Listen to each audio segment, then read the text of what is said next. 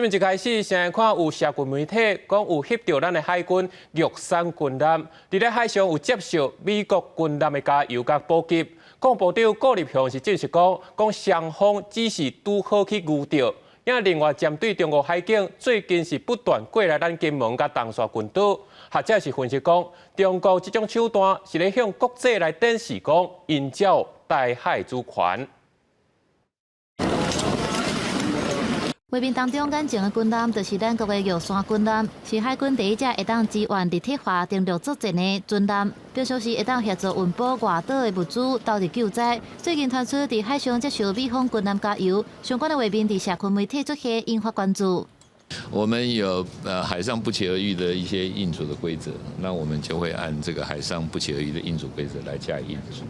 台美军事合作部长代表顾立雄表示，双方是枪拄枪拄着，也若台美拍拼依护印太区域的和平稳定，因应中国威胁。最近中国一直侵扰咱国的外岛，制造模糊地带的冲突。立即展开大陆渔船急速左右转弯蛇形巨舰。高雄舰紧急高速回转拦阻，并实施水炮强势震慑，迫使停船。海巡署掌握到中国渔船对2月开始有无数常的现象，像伫2月15出动6只的渔船组成的军团，放29只小船侵扰东沙群岛，又搁贵界捕鱼。海巡前往赶走，煞拄到中国的海警船护航。这段期间，海巡陆续扣留中国的小船，也让中国海警船一直干扰咱执法。也伫3月12、16、18出现伫东沙水口挑港的起诉坑。18日22时，海警33洞4。再度袭扰东沙限制水域，数度进出我限制水域航行。目前由海巡舰船全程监控驱离中。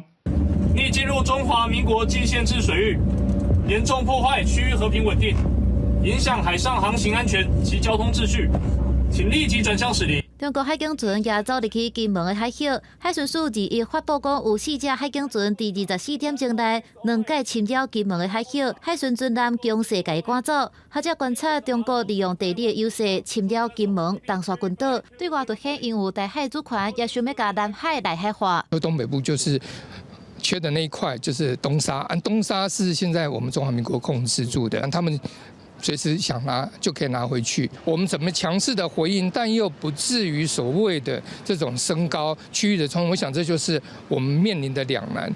学者分析讲，中国无排除扩大模糊地带冲突的战机，对渔船、海上民兵、到海警、海军结合认知战，想要甲台湾民心甲士气压到底。政府应该提出强势作为，向外界展现保卫海上领土的决心。公司新闻采访报道。